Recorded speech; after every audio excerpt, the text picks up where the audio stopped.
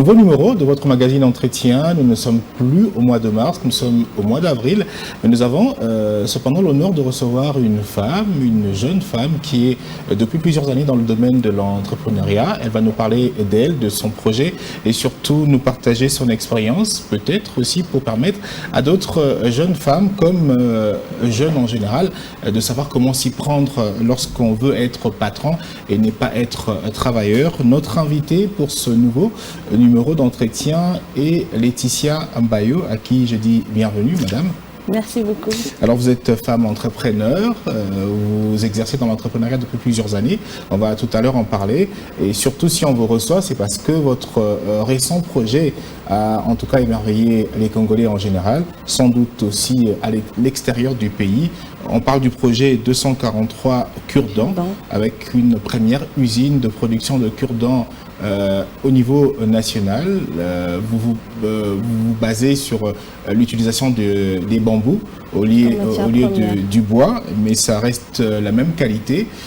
C'est pour ça qu'on vous reçoit. Alors, première question, à quel moment vous avez décidé en tant que femme, parce que vous êtes jeune, sans doute pas encore 40 ans, vous avez voulu vous lancer dans l'entrepreneuriat pour être patronne de vous-même, sans doute aussi pour engager d'autres jeunes. À quel moment vous est venue l'idée de vous lancer en ce sens? En tout cas, c'est depuis très jeune que je m'étais décidée de me lancer dans l'entrepreneuriat. Je pense que j'ai toujours cru que la RDC avait besoin de créateurs d'emplois que de demandeurs d'emploi. C'est la raison pour laquelle, depuis l'université, j'avais commencé l'entrepreneuriat dans la livraison à domicile des légumes, des fruits et des épices. Et juste après, j'ai continué toujours dans la même lancée. C'est la raison pour laquelle je n'ai jamais eu de boulot à temps plein depuis que j'ai commencé. Donc l'entrepreneuriat, c'est vraiment une passion pour moi. Ça fait combien de temps que vous exercez, avant même ce projet de 243 cure-dents, vous avez œuvré pendant combien de temps? 3, 4, 5 ans? Ça fait 6 ans. Ça fait 6 ans que je suis dans l'entrepreneuriat. J'avais commencé avec la livraison à domicile des légumes, de fruits et des épices.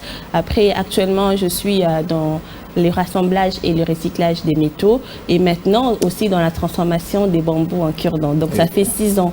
Et vous continuez à exercer dans les 3 domaines, ou avec les légumes vous avez arrêté? Avec les légumes j'ai arrêté, mais avec les métaux et la transformation des bambous en cure-dents, c'est ce que je fais actuellement. Alors lorsque vous avez décidé de vous lancer, est-ce que vous avez approché des personnes proches, connaissances, parents pour leur faire part de vos ambitions, pour avoir une idée? Parce que généralement, il y en a qui ont des idées mais qui hésitent de se lancer ou qui ont besoin d'être motivés pour se lancer. Est-ce qu'il y a eu un moment où vous avez été hésitante et qu'il fallait en parler à quelqu'un de proche pour vous lancer finalement? Oui, avant de me lancer, j'en avais parlé à mes parents, à ma pauvre mère d'ailleurs. Elle m'avait beaucoup motivée. C'était d'ailleurs elle, ma banque avant. Et juste après, elle m'a conseillé d'ouvrir un compte en banque pour commencer à mettre de l'argent parce que du coup, chaque soir quand je rentrais, c'est à elle que je remettais de l'argent. Et il y a aussi mon papa, mes parents m'ont beaucoup soutenu dans tout ce que je fais depuis le début de mes aventures en entrepreneuriat. Ils ont toujours été là. Donc voilà, ce sont eux qui m'ont motivé pour avancer. 6 ans dans l'entrepreneuriat, vous Exactement. estimez avoir quand même atteint vos objectifs? Pas encore, je pense que ce n'est que les débuts. Mais vous êtes fière de ce que vous faites? Je suis très fière de ce que je fais et surtout je suis très fière de contribuer au développement de notre pays. Vous savez, actuellement, la RDC, comme je le disais tout à l'heure, la RDC a beaucoup plus besoin des créateurs d'emplois que de demandeurs d'emploi. Et moi, je crois en cette jeunesse-là qui peut booster les choses pour que les choses avancent. C'est très bien que les étrangers, les expatriés viennent dans notre pays pour travailler. Ils nous aident et ils contribuent énormément dans notre économie. Mais je crois en cette jeunesse congolaise qui peut, elle aussi, mettre la main dans la pâte pour qu'ensemble, nous puissions développer notre cher et beau pays. Alors, votre récent projet, c'est le lancement de l'usine de production de cure-dents à base de bambou. D'où vous est venue l'idée de vous lancer dans ce secteur pour une usine de production de cure-dents? Parce que généralement, beaucoup sont dans les grandes quantités de ce qui est peut-être assez nécessaire, je dirais, indispensable. Oui, on peut se passer des cure-dents parce qu'on peut utiliser des fourchettes, tout ça et là. Il y en a même qui peuvent avoir de la viande dans les dents après avoir mangé, mais qui ne se préoccupent pas d'utiliser de cure-dents pour s'en débarrasser. D'où vous est venue l'idée de vous lancer seulement? Vous êtes dit qu'il y avait un besoin? D'abord, l'idée est venue vraiment dans une discussion. C'était vraiment une discussion presque banale avec des amis autour d'un verre. C'était un after-work. On parlait de choses que la RDC importait. Et parmi les choses que la RDC importait, il y avait beaucoup de biens de première nécessité. On a cité aussi les cure-dents. Ça m'a tiqué. Je me suis dit, mais comment est-ce que la RDC peut importer les cure-dents? Pourtant, nous avons la matière première en abondance. C'est en rentrant à la maison que j'ai commencé maintenant à m'informer là-dessus, à me former. J'ai vite compris que effectivement, on importait des cure-dents parce que j'ai fait le tour des supermarchés. Tous les cure-dents étaient made in China. C'est comme ça que j'ai approché justement cette ambassade, l'ambassade de la Chine en RDC, parce que ce sont eux qui sont leaders en matière d'exportation des cure-dents. Et fort heureusement pour moi, il y avait une formation qui disposait sur la plantation et la transformation des bambous. J'ai participé à cette formation. Via l'ambassade de Chine. Exactement, l'ambassade de la Chine en RDC. J'ai participé à cette formation. Je me suis rendue en Chine. Je me suis formée là-dessus. Je suis rentrée. Et c'est comme ça que j'ai commencé à mettre en place un business plan sur la transformation des bambous en cure-dents. Donc c'est un peu comme ça que l'aventure... Ça vous a pris à peu près combien de temps en tout cas, la réalisation de l'idée jusqu'à maintenant, la réalisation, c'est 2 ans. 2 ans. C'est 2 ans. Ça fait très longtemps que je parle de ce projet. Et pour attirer un peu l'attention sur moi, j'ai participé dans beaucoup de concours.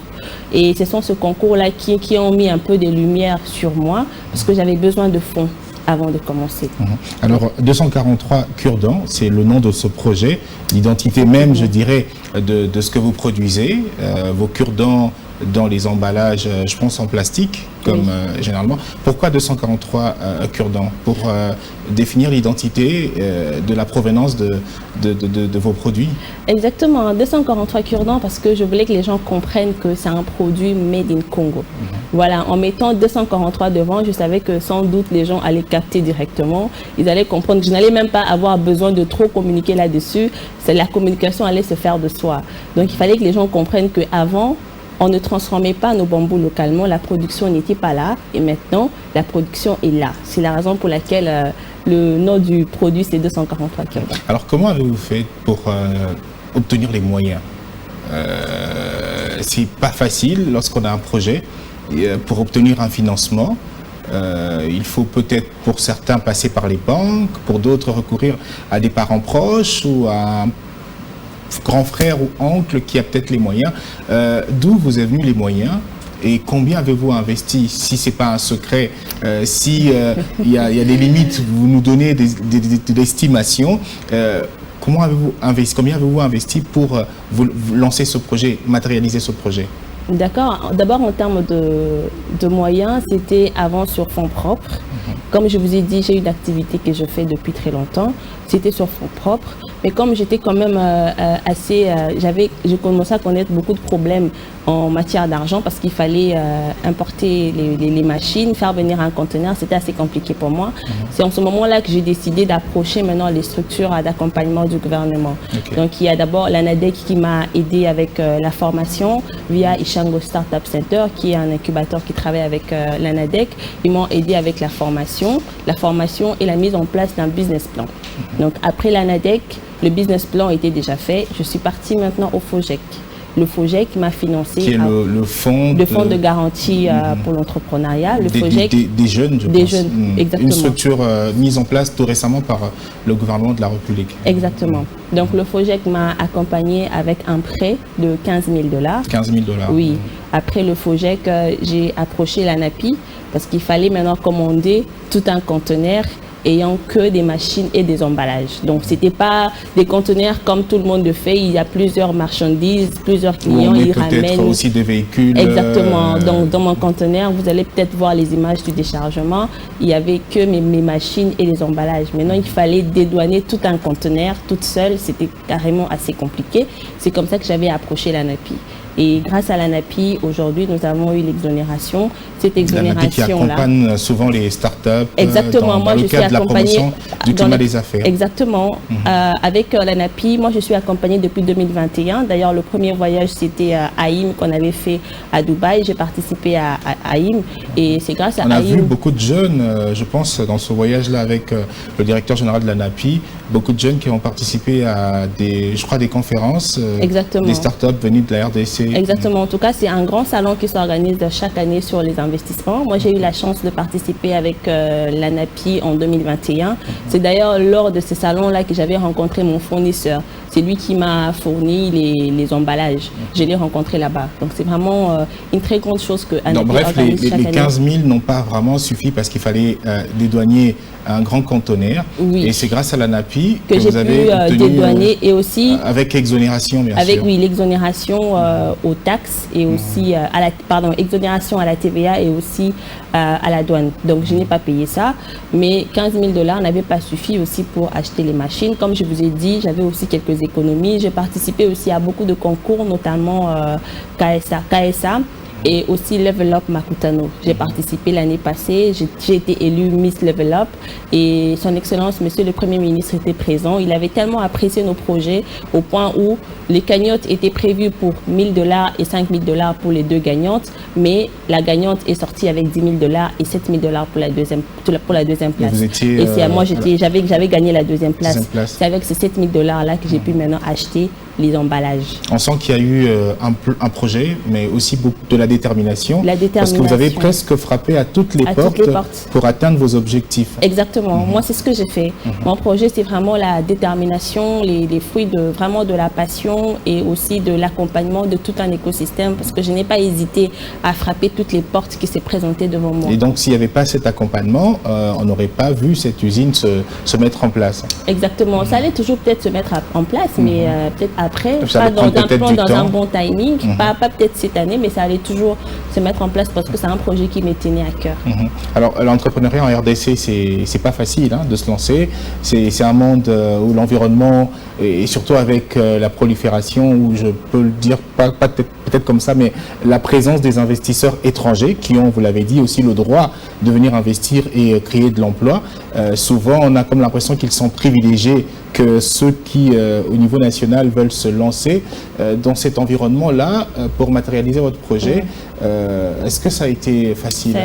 C'est vrai que ça n'a pas été facile, mais j'aimerais juste dire aux jeunes et aux femmes qui me suivent en particulier pour dire que, vous savez, parfois, on n'a juste pas l'information qu'il faut. C'est comme avec l'ANAPI, par exemple. Moi aussi, je pensais que l'ANAPI, c'est uniquement pour les étrangers. C'est non seulement pour les investisseurs étrangers, oui, et aussi pour des grandes compagnies. Vous voyez, mais en approchant l'ANAPI, je me suis rendu compte que l'ANAPI, c'était pour tout le monde. Tu peux avoir un faible capital, mais l'ANAPI t'aide justement à réaliser ton projet, à importer, à investir. Pour faciliter cet investissement. Te facilite l'investissement. Qui apporte un plus pour le développement de la nation. Exactement. C'est comme ça que je demande aux jeunes de s'approcher des structures d'accompagnement. Quand vous n'avez pas des informations, c'est vrai que les structures d'accompagnement maintenant font maintenant le travail de communiquer un peu sur tout ce qu'il y a comme avantage en les approchant.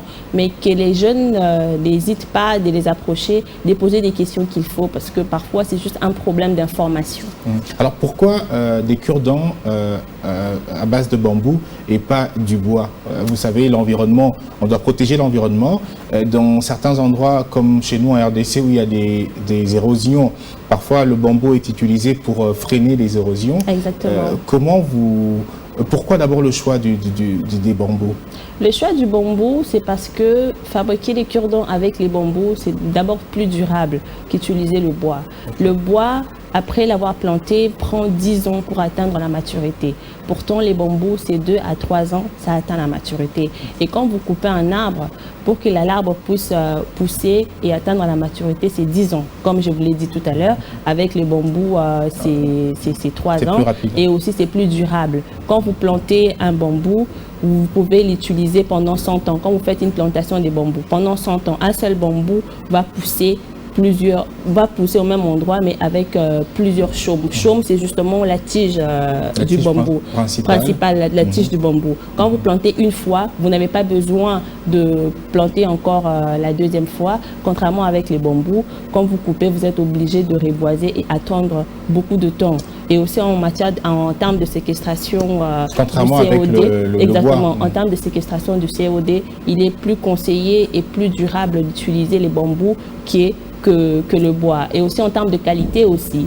Le cure-dent utilisé avec, le cure-dent produit avec les bambous a une meilleure qualité que le cure-dent produit avec Mais comment vous faites pour vous procurer ces bambous et surtout, est-ce qu'il n'y a pas un danger pour l'environnement?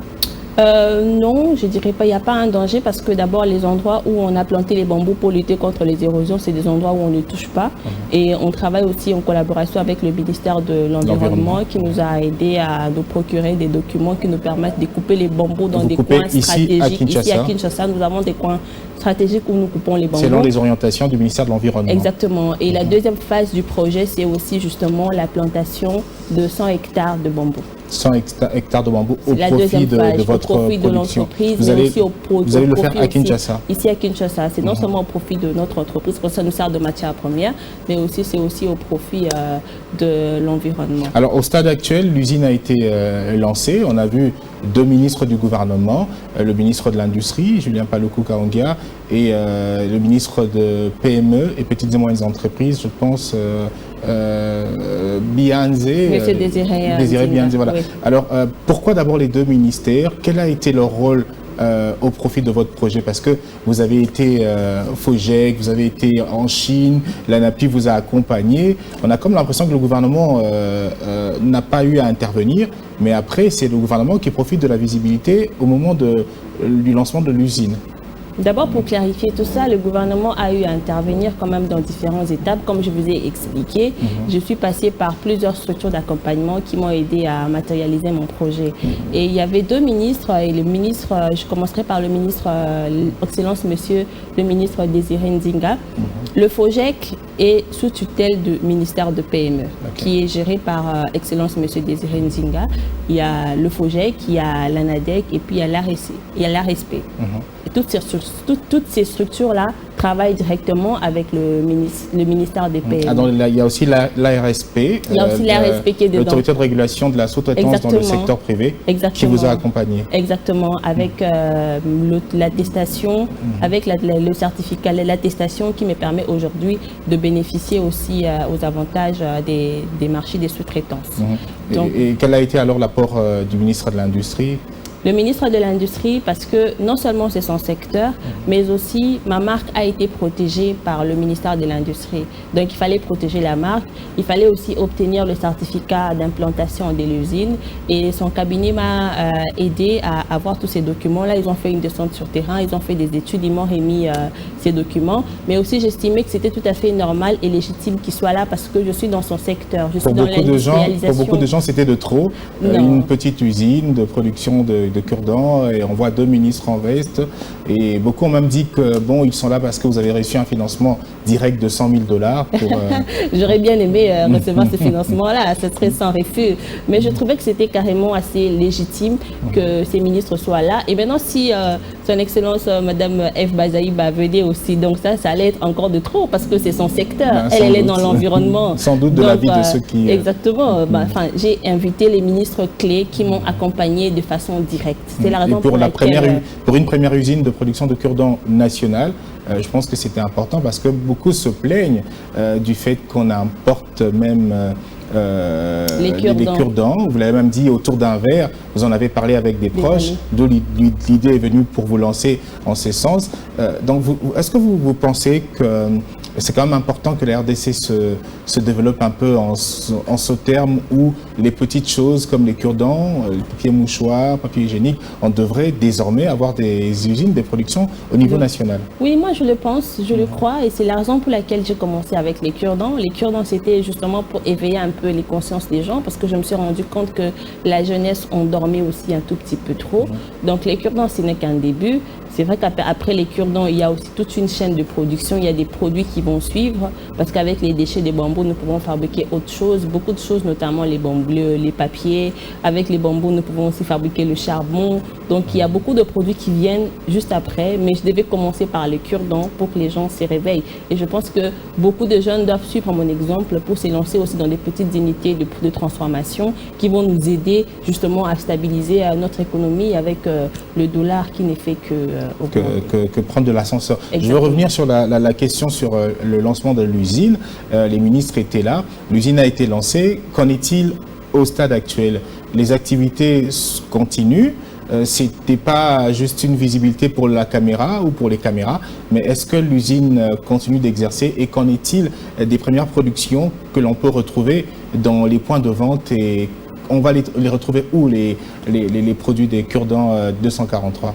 Oui, effectivement, ce n'était pas que pour les caméras, parce que sinon, j'ai fait 2 ans de travail, c'était hors caméra, et maintenant que tout est lancé, tout le monde sait que l'usine est là, c'est pas là que je vais m'arrêter, c'est même là même que le travail commence. Nous continuons la production. C'est vrai que nous avons pas mal de difficultés liées à l'électricité, parce que nos machines sont des triphasées, donc parfois nous sommes obligés de travailler tard dans la nuit, pour avoir plus de capacité d'énergie électrique. Exactement, parce qu'il y a des machines qui ne fonctionnent pas si nous n'avons pas toutes les 3 phases. Pas de groupe électrogène En tout cas, nous n'avons pas encore des groupes électrogènes. Nous espérons d'ailleurs avoir les groupes électrogènes. Même les 100 000 que les gens disent qu'on nous a donné, ça nous aurait aidé à acheter un groupe électrogène. Donc, un groupe électrogène industriel, parce qu'il faut compter dans les 20 000 30 000 pour avoir un groupe électrogène. Non, on est autour de 60 000. 60 000 $ pour un groupe électrogène. Qui va peut-être vous permettre de produire également la journée. La journée, exactement. Mais au stade actuel, les productions se poursuivent. Oui, on poursuit les productions. On est en train de faire un stock. À quel moment vous commencez la vente? Bon, c'est incessamment là, les jours vous sera communiqué. On est en train de faire un stock de comment on dit un grand stock pour... Un stock de sécurité. Okay, sécurité. Ils sont en train de faire un pour stock que lorsque vous lancez la vente, qu'il n'y ait pas rupture. Exactement, parce qu'on est conscient que la quantité de production qui est de 3000 boîtes par jour n'est pas suffisante pour Kinshasa. Donc avec les clients que nous aurons déjà, nos prospects que nous avons déjà, nous ne voulons pas commencer avec eux et directement être en rupture de stock. C'est la raison pour laquelle nous produisons un stock de sécurité et lancer maintenant les ventes. Et vous pensez que le lancement de la vente peut intervenir quand exactement? D'ici 10 jours. D'ici 10 jours. Exactement. Ok. Et vous serez également là où on peut trouver les autres cure-dents? Exactement, dans les supermarchés, restaurants et tout, oui. Effectivement. Et est-ce que ça ne vous fait pas peur de ne pas être à la hauteur de convaincre les Kinois? Vous savez, on est au Congo, beaucoup par moment, peut-être par ignorance ou par complaisance, préfèrent se procurer des produits venant de l'étranger qu'un produit national. Comment vous allez faire, parce que le marché il n'est pas facile. Là où on va trouver on va trouver vos produits 243 cure-dents, on va sans doute également trouver les autres produits importés, notamment de la Chine. Est-ce que vous n'avez pas peur de ne pas de vendre assez? En tout cas, moi, ça ne me fait pas peur. Pourquoi? Parce qu'aujourd'hui, les Congolais sont de plus en plus conscients qu'ils doivent consommer congolais. Et aussi le gouvernement aussi est en train de nous aider à mettre en place aussi des stratégies pour que d'abord les ministères commencent à consommer que de produits made in Congo. Et avec cette jeunesse consciente qui est en train de comprendre très bien les choses et les enjeux économiques du pays, je crois aux Congolais et je pense qu'ils vont consommer mes produits, d'autant plus que je ne serai pas plus cher que les produits qui sont sur les marchés. Oui, on aura peut-être le même prix, bien sûr, peut-être le même prix ou bien un peu plus bas. Vos prix seront abordables, bien sûr. Exactement, les prix seront abordables, donc ce sera beaucoup plus facile pour tout Congolais d'entrer et de s'acheter sa petite boîte de cure-dents. Mais après le lancement de l'usine, est-ce que vous avez encore besoin de l'accompagnement du gouvernement? Toujours. Vous savez, le lancement, notre usine, c'est une usine semi-industrielle, mais nous avons comme objectif de couvrir toute la République démocratique du Congo. Et c'est impossible avec les machines que nous avons.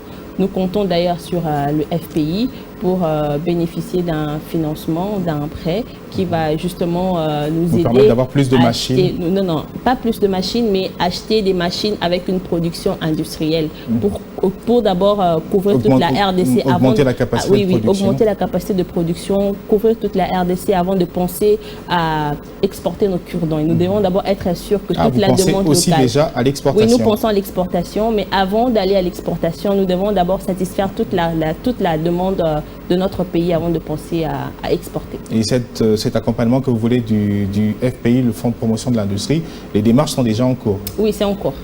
Justement, c'est en cours. Comme Excellence, Monsieur le ministre Julien Paluku l'a dit dans son discours, c'est en cours. Ils sont en train d'observer la capacité de production que j'ai et le marché, comment les Congolais vont adopter mon produit pour voir maintenant et mettre en place des stratégies pour m'aider à augmenter la production en m'aidant justement à avoir des machines pour une production industrielle. Cette usine, c'est aussi la création de l'emploi, sans doute. Vous avez quand même engagé des Congolais. Effectivement. Combien à peu près?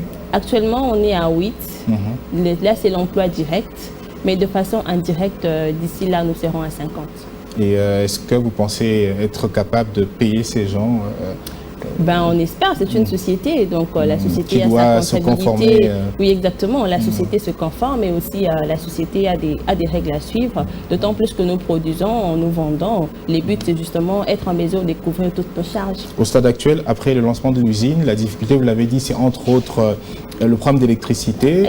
Il vous faudrait peut-être un groupe électrogène un jour ou l'autre. Et aussi un problème de transport, parce qu'il nous faut acheminer la matière première que nous prenons dans différents points que nous avons ciblés et le ramener dans notre matière première. Usine. Vous parlez des bambous. Exactement. Donc il y a l'électricité et puis il y a l'acheminement de matières premières, ce qui nous pose problème actuellement, mais on fait avec. Alors, est-ce que vous avez un conseil à donner à d'autres femmes? Moi, je partirai d'abord, parce que d'abord, vous êtes une femme, même si vous êtes jeune, les femmes en général, et puis peut-être particulièrement à la jeune fille congolaise, celle qui aimerait, même les hommes, les jeunes garçons qui aimeraient se lancer dans l'entrepreneuriat. Moi, je dirais à toutes les personnes qui me suivent maintenant de surtout croire en leurs rêves et aussi de ne pas négliger les petites idées qui peuvent venir même dans des conversations avec des amis. Moi, l'idée est venue vraiment autour d'un verre, en train de discuter avec des amis. Donc, ce qui veut dire aussi, c'est très important de bien s'entourer de personnes avec qui vous pouvez avoir des discussions constructives. C'est très bien d'utiliser les réseaux sociaux, mais c'est aussi bien d'utiliser les réseaux sociaux à bon escient, parce qu'avec les réseaux sociaux, vous pouvez vous informer, vous pouvez vous former et aussi développer vos compétences. Et aussi, ce qui est très important aussi à retenir, c'est qu'on ne doit pas toujours continuer à pleurer que le gouvernement ne fait rien pour nous. Cherchons à approcher. Exactement. Prenons des initiatives. Commencez d'abord quelque part.